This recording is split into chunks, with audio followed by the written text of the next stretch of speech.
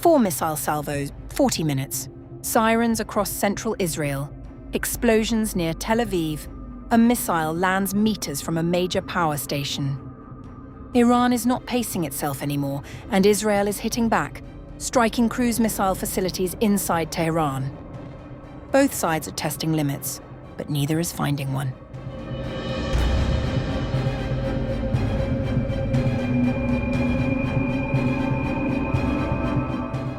A rapid and intense escalation is unfolding over central Israel as multiple waves of Iranian missile strikes are being reported within a short span of time, signaling a sharp increase in the tempo of the conflict. According to Israeli army radio, Iran launched 4 separate missile salvos within just 40 minutes, triggering air raid sirens across central and northern Israel. Explosions were reported in and around Tel Aviv, with residents rushing into shelters as interception systems were activated. Initial assessments indicate that several of the incoming missiles were intercepted by Israeli air defenses. However, at least one missile struck an open area near Hadera, close to a major power station. Despite the proximity, the Israel Electric Corporation confirmed that no damage was caused to critical electricity infrastructure. Emergency services were deployed across multiple locations to respond to falling debris and missile fragments. Magen David Adom reported no immediate injuries from the latest wave of strikes, offering a rare moment of relief amid an otherwise escalating situation. However, the broader toll continues to rise. Israel's health ministry confirmed that 204 people were injured over the past 24 hours as hostilities with Iran and Hezbollah intensified. Since the beginning of the current conflict phase, more than 5,000 individuals have been treated in hospitals, with over 100 still admitted, including a number in serious condition. Israel, meanwhile, has responded with targeted strikes deep inside Iran. The IDF said its air force recently hit 2 facilities in Tehran involved in the development of long-range naval cruise missiles. According to the military, these sites were operated under Iran's defense ministry and played a key role in producing weapons capable of striking both maritime and land targets. The strikes were reportedly carried out using intelligence provided by Israel's Military Intelligence Directorate and Naval Intelligence Division.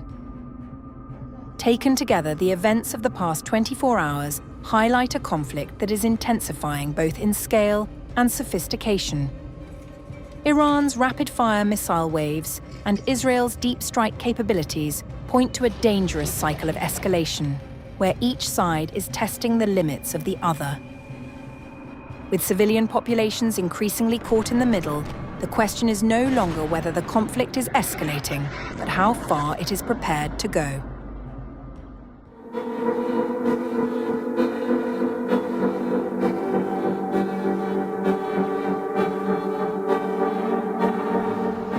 As the war in the Middle East almost completes a month, Israel is under fire from 2 ends, and each is making sure that Israel bleeds. On March 24th, the aggression killed a young Israeli woman who was to be married later this year and scattered munitions across central Israeli cities in one of the war's most punishing days.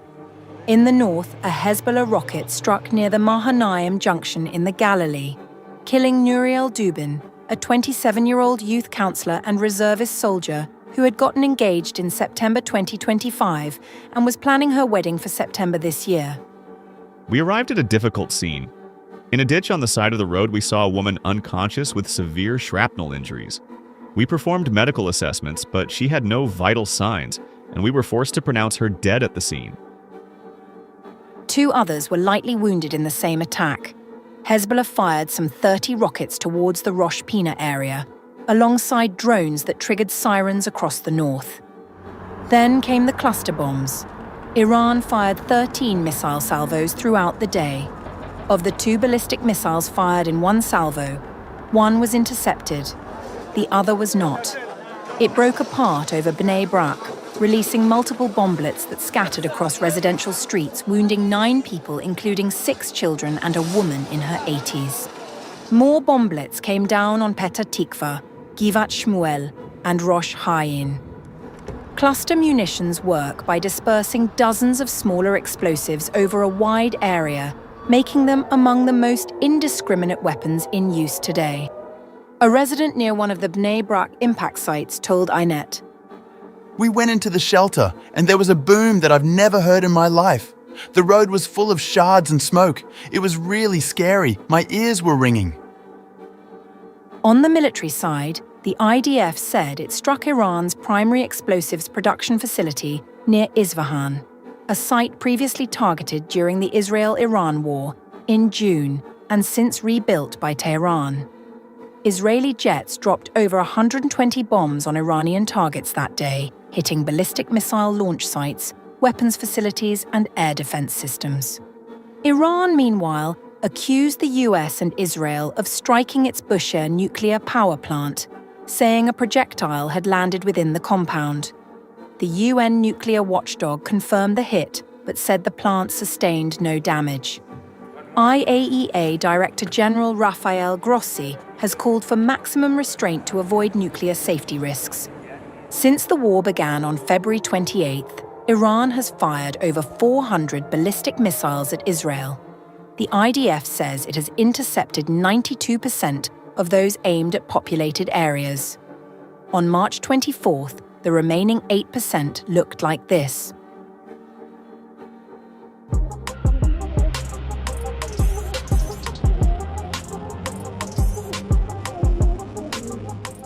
Iran is not quieting down. Despite the interceptions, despite the global pressure, despite the calibrated warnings from Washington, Iran's cluster missile campaign is expanding across the Gulf and showing no sign of retreat.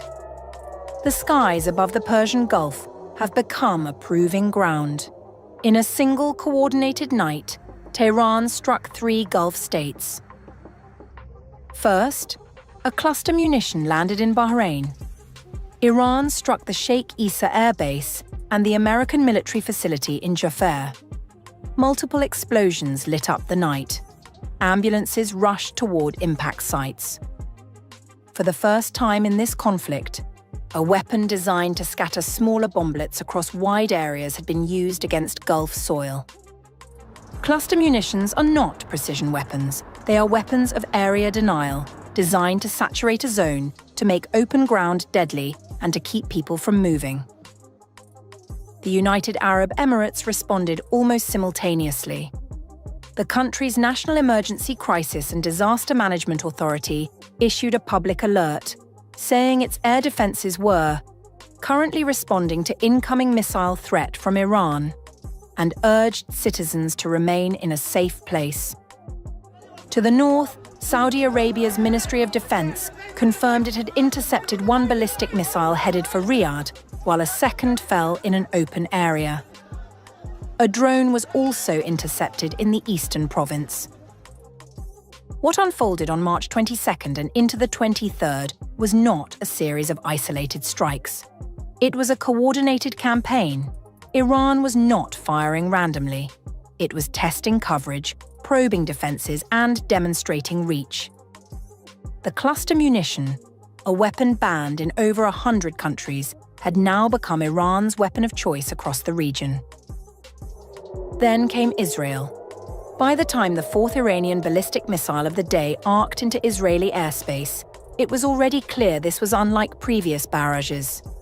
This one split open over central Israel, raining cluster submunitions down on Tel Aviv, Bat Yam, and Petah Tikva. 15 people were injured, one of them seriously, a 53-year-old man. 7 were brought to Tel Aviv's Sursky Medical Center, 4 in moderate condition.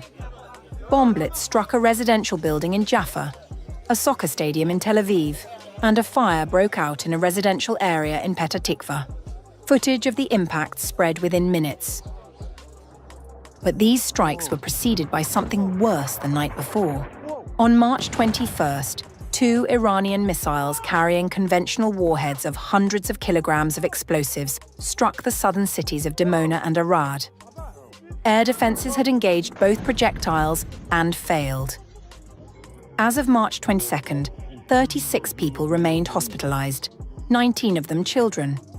A 12-year-old boy from Dimona was in serious condition after surgery.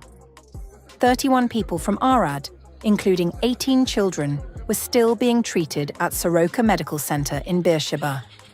The Israeli military's Home Front Command investigated and found that in both Dimona and Arad, most of those who were injured had not been inside bomb shelters when the missiles struck. Standing at one of the impact sites, Prime Minister Netanyahu addressed the nation directly. If anyone needed an explanation of why Iran is the enemy of civilization and the enemy and the danger to the entire world, you got it in the last 48 hours. In the last 48 hours, they fired a terror weapon on civilians, on children. There's a children's nursery here. There's an old person's home here. Civilians, families, they fire terror weapons on civilians. And often they use cluster bombs, which are forbidden by international law. The second thing that they did is that they fired on Jerusalem right next to the holy places.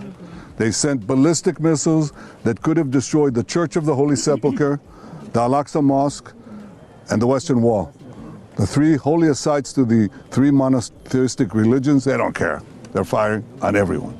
The third thing they did is they fired an intercontinental ballistic missiles 4,000 kilometers right into Diego Garcia, the American-British base. They can reach now with these ballistic missiles everywhere in Europe, almost everywhere in Europe. I've been warning that for years. The fourth thing that they did is that they shut down the important maritime strait of Hormuz, trying to blackmail the world with oil terror blackmail. Four things that they're doing in 48 hours. And I ask the leaders of the world, the leaders of the free world, the leaders of the moderate states, what more are you waiting for? President Trump has correctly said that Israel, the United States and Israel in this great partnership, we're fighting the battle not only for ourselves, but for all of you. And he asked a simple question, where are you?